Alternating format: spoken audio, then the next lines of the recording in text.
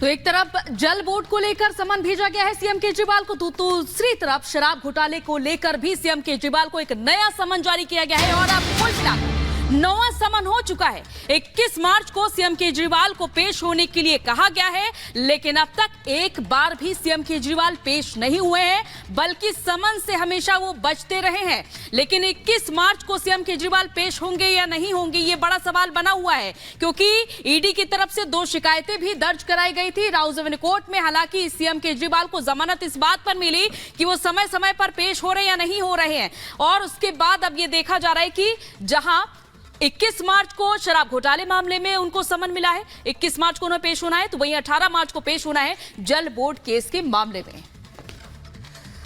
और अब इसी मुद्दे को लेकर बीजेपी ने आप पर तंज किया है और कहा दरअसल कि डर से भाग रहे हैं केजरीवाल। ये बड़ा बयान दिया गया है बासुई स्वराज की ओर से, और उनकी ओर से कहा गया है दरअसल इस तरीके से बार बार समन देने के बावजूद केजरीवाल ईडी के सामने पेश नहीं हो रहे हैं। तो तंज यहां पर यह किया गया कि सच से क्यों डर रहे केजरीवाल, ईडी से कब तक भागेंगे केजरीवाल, ये बीजेपी ने सवाल पूछा है। क्योंकि हर बार बहाना चुनाव प्रचार का, बहाना स्वास्थ्य का, बहाना ईडी की नीयत का, और बहुत सारे बहाने बना करके जो केजरीवाल अब तक बचते रहे हैं, उस पर बीजेपी ने सवाल खड़े किए और कहा है दरअसल कि ईडी से कब तक भागेंगे केजरीवाल। सुनिए क्या कुछ कहा गया। अब हुआ क्या है, जब भी समन आते हैं पीएमएलए में तो कानूनी तौर पर ये अनिवार्य होता है कि आप उन समन्स का आदर करें। जब जब आप उन समन का निरादर करते हैं तो सेक्शन 174 ऑफ द आईपीसी में आप एक नया अपराध कर रहे हैं। अरविंद केजरीवाल जी जो माननीय मुख्यमंत्री हैं दिल्ली के, उन्होंने 8 समन्स का निरादर करा है। ये जो याचिका ईडी ने फाइल करी है कोर्ट में, ये केवल इसके लिए है कि 174 आईपीसी में अपराध बन रहा है अरविंद केजरीवाल जी के खिलाफ।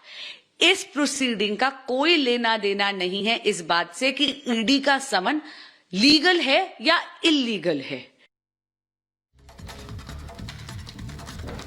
तो अरविंद केजरीवाल लगातार बुरी तरह से फंसते हुए नजर आ रहे हैं। जांच की तलवार लगातार लटक रही है, चाहे वो जल बोर्ड केस ले लीजिए या फिर शराब घोटाला मामला ले लीजिए।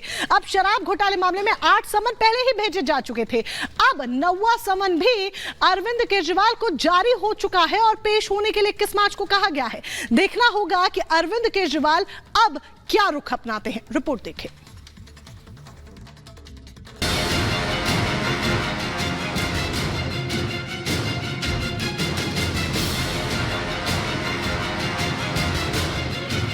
दिल्ली जल बोर्ड और शराब घोटाले की जांच कर रही ईडी की टीम दिल्ली के सीएम अरविंद केजरीवाल की नींद उड़ाए हुए है। एक तरफ CM Arvind Kejriwal ED team से छुटकारा पाने के लिए कोर्ट से फरियाद लगा रहे हैं, तो दूसरी तरफ ईडी उन्हें पूछताछ के लिए समन पर समन भेज रही है। इसी कड़ी में प्रवर्तन निदेशालय की टीम ने रविवार के रोज सीएम केजरीवाल को 9वां समन भेज दिया, जिसके बाद आम आदमी पार्टी हमलावर हो गई।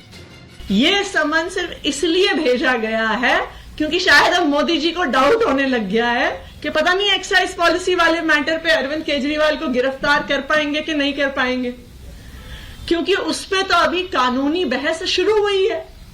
तो इसलिए ऐसा लगता है कि गिरफ्तारी करने के लिए कोई बैकअप प्लान की शुरुआत हो रही है।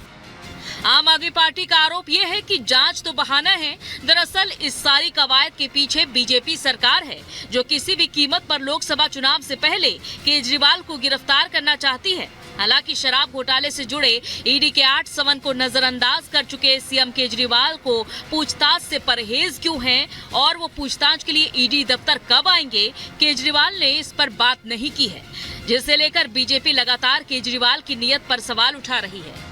आज 9वां समन है और जल बोर्ड घोटाले में एक नया चलाया है। अभी शराब घोटाले का तो चल ही रहा है, उसके साथ साथ जल बोर्ड घोटाले का सीधे सीधे अरविंद केजरीवाल जी को समन गया है। मेरा मानना है कि कानून सख्ती से अपना काम करे, दिल्ली का बच्चा बच्चा यही चाहता है। वहीं बीजेपी के आरोपों से इतर ईडी ने भी शराब घोटाले की जांच की रफ्तार तेज कर दी है और इस सिलसिले में तेलंगाना के पूर्व सीएम केसीआर की बेटी के कविता की गिरफ्तारी हो चुकी है और ईडी पूछताछ के लिए कोर्ट से उनके 1 हफ्ते की रिमांड लेने में भी कामयाब रही है। सूत्रों की माने तो केजरीवाल को ईडी का भेजा गया ये नवा समन इस मामले में ईडी के आगे की आक्रामक कार्रवाई की एक झलक है और बीजेपी नेता भी यही कह रहे हैं कि बार बार समन को नजरअंदाज करने का नतीजा अरविंद केजरीवाल को जरूर झेलना होगा। जिस प्रकार कल कोर्ट में स्वयं वो पिछली गलतियों के लिए बेल लेके आए, तो 8 समन पे ना जाना ही जेल का रास्ता दिखा देता है। अगर उसमें आपने बेल ले लिया तो आगे अगर आप फिर से ऐसी कोई कानून की अवहेलना करते हैं तो मुझे लगता है कि फिर तो किसी गवाह की भी आवश्यकता नहीं, किसी बयान की भी आवश्यकता नहीं। He should be punished.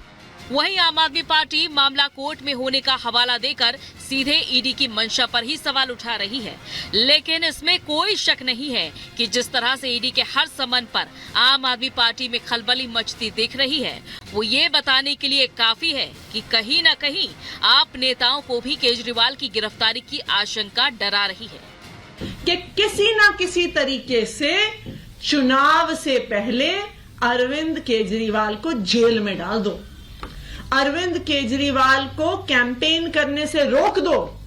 सिर्फ यही प्रधानमंत्री नरेंद्र मोदी जी, उनकी भारतीय जनता पार्टी और उनकी ईडी और सीबीआई का एक इकलौता मकसद है। आपको बता दें कि पूछताछ के लिए हाजिर नहीं होने को लेकर ईडी सीएम केजरीवाल के खिलाफ दिल्ली के राव जमनी कोर्ट में 2 शिकायतें दर्ज करवा चुकी है और कल ही इस मामले में कोर्ट के सामने केजरीवाल की पेशी हुई थी, जिसके बाद कोर्ट ने इस मामले में केजरीवाल को कोर्ट में पेशी से छूट भी दी है। हालांकि इस मामले में ईडी की शिकायत पर 1 अप्रैल को सुनवाई होनी है, लेकिन इससे पहले जिस तरह से ईडी सीएम केजरीवाल को समन पर समन भेज रही है, उससे आम आदमी पार्टी के मुखिया और उसके तमाम नेताओं की बेचैनी बढ़ चुकी है। Bureau report, Republic Bharat. और हमारे सहयोगी जतिन हमारे साथ जुड़ चुके हैं, रुका लेते हैं उनका। जतिन, एक के बाद एक समन और उसके बाद ईडी ने शिकायत भी हालांकि राव जमनी कोर्ट में दर्ज कराई और अब नवा समन, तो क्या समझा जाए, अब आगे कोई बड़ा एक्शन हो सकता है क्या केजरीवाल के खिलाफ?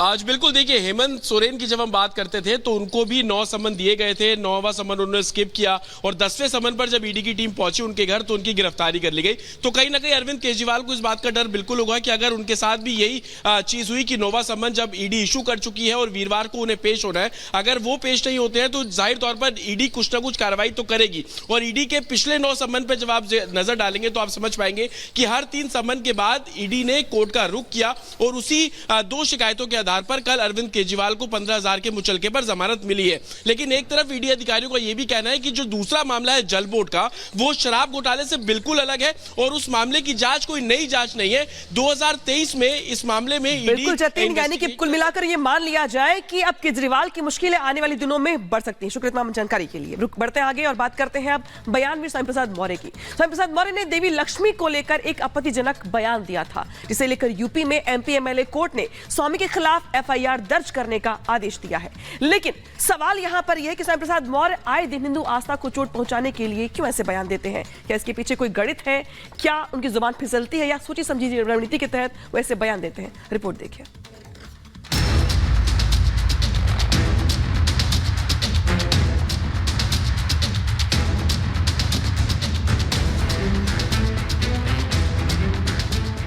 समाजवादी पार्टी के पूर्व नेता स्वामी प्रसाद मौर्य हमेशा गलत वजह से ही चर्चा में रहते हैं। तो टू कहा जाए तो स्वामी प्रसाद मौर्य का नाम भारतीय राजनीति के उन चंद नेताओं में शुमार है जिनके सिर किसी खास उपलब्धि को लेकर ताज तो नहीं सजा, लेकिन हिंदू धर्म और हिंदू देवी देवताओं के खिलाफ उलूल जुलूल बयान देकर वो हमेशा चर्चा में बने रहते हैं। इसी कड़ी में स्वामी प्रसाद मौर्य एक बार फिर चर्चा में आए हैं। फर्क बस इतना है कि इस बार उनके खिलाफ यूपी कोर्ट ने एफआईआर दर्ज करने का आदेश जारी किया है। देवी लक्ष्मी का अपमान, स्वामी के बयान पर संग्राम। दरअसल समाजवादी पार्टी के पूर्व महासचिव स्वामी प्रसाद मौर्य के खिलाफ कोर्ट का यह आदेश उनके खिलाफ रागिनी रस्तोगी नाम की महिला की शिकायत पर हुआ है। रागिनी रस्तोगी का आरोप है कि पिछले 15 नवंबर को अखबारों में छपे उनके एक बयान से